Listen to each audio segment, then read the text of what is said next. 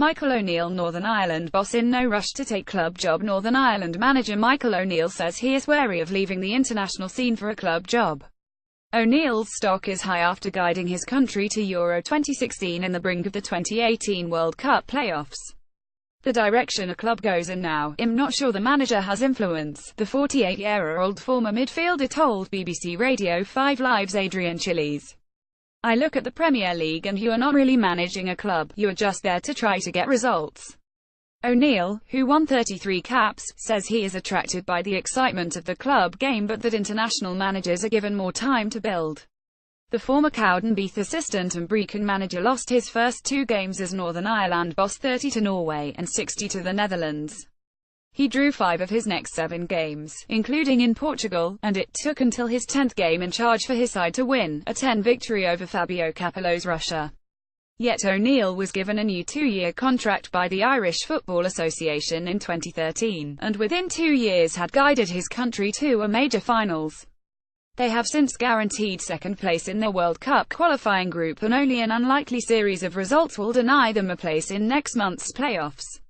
Germany travel to Windsor Park on Thursday before the final group match in Norway 3 days later.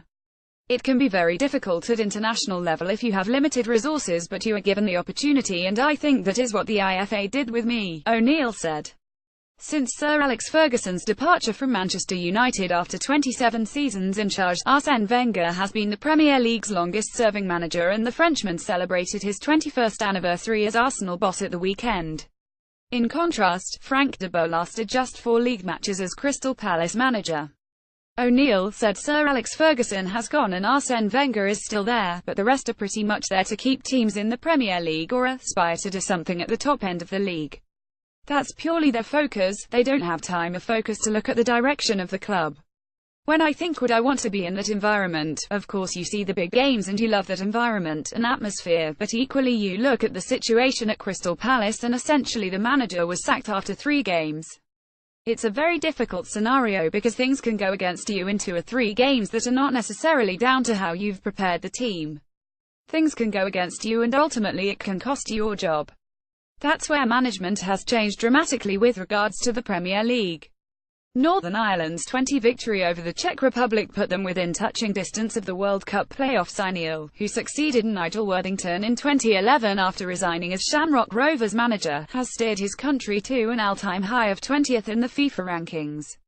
They were 129th in 2012. The former Newcastle United, Dundee United and Hibernian midfielder believes getting his experienced players on side was a crucial component in that rise. Expectation was low when I took over. The previous campaign had finished disappointingly and the team wasn't in a great place, said O'Neill.